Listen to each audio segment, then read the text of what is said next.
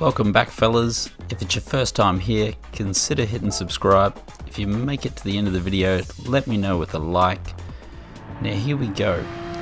It's time for a controller versus wheel comparison, story, history, whatever, you know what I mean.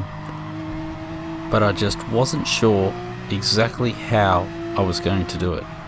That was until last week's race at Suzuka.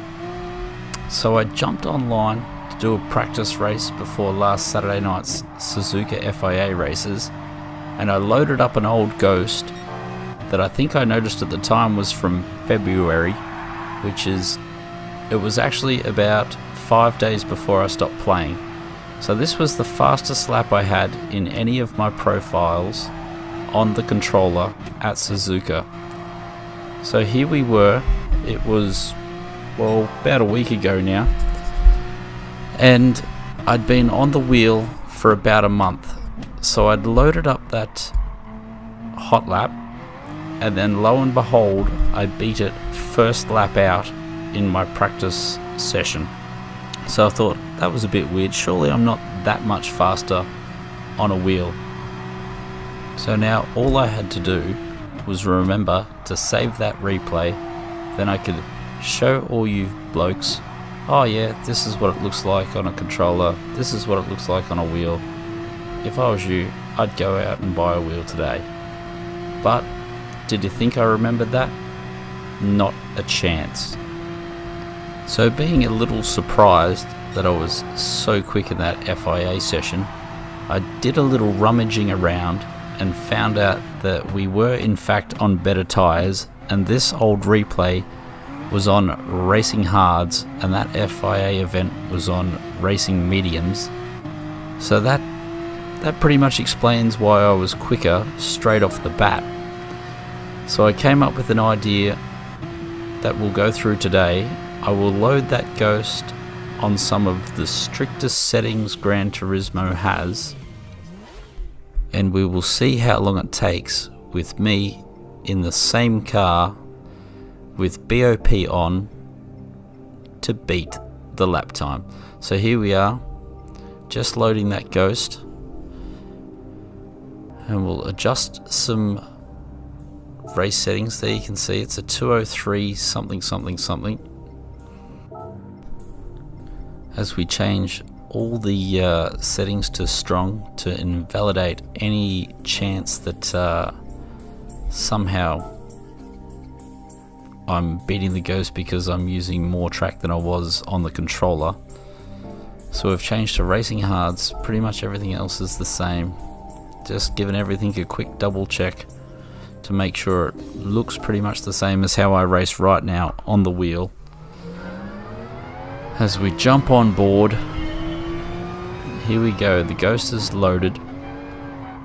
So this is Suzuka, this is pretty much how I race these days, in the car.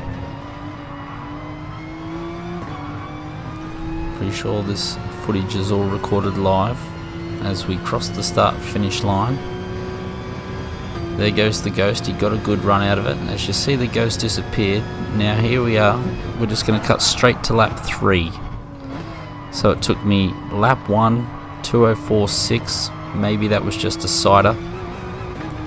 So lap 2 was a 2:03.8, which I believe is not faster than that Ghost. Already we can see the Ghost is a bit of a better driver than I am currently. But there you go. So the Ghost beats me to sector 1. Now where is the wheel going to come alive? So it looks like the wheel, does the wheel have an advantage? Maybe, maybe not. If it does, it's maybe through these Degners. And no, the controller is still pulling away. So where is the controller better? And where is the wheel better? It's really hard to see because all I can see is the Ghost of the controller hovering in front of me. So I didn't do any warm-up laps, I just jumped straight into this because I was so confident that I was going to beat that Ghost on the first lap. So I'm already pretty upset that we're doing it on lap 3. So you might be able to tell that the video is going to finish soon.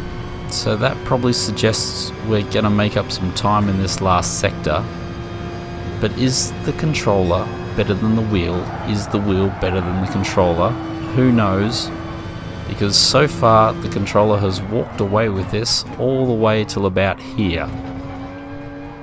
So there it is. It's going to take 3 laps to beat the old controller time. So have I improved as a driver? Has the wheel made me better? Probably not. As you can see, 1 lap pace is fairly comparative. The difference comes in race pace. When you've got the tyre wear, when you've got all those other things that you hear all the other YouTubers talking about, that's where the wheel comes into play. Just your ability to manage your tyres and your brakes and your slip angles of this axle and your slip angles of that axle and all the other race driver jargon.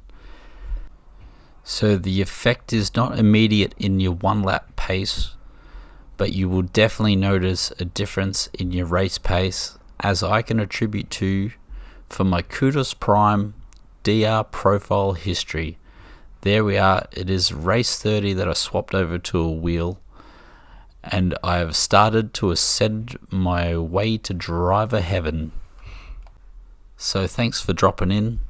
Make sure you give it a like if you made it this far. Subscribe if you're not already. And until next time, fellas, I'll see you later.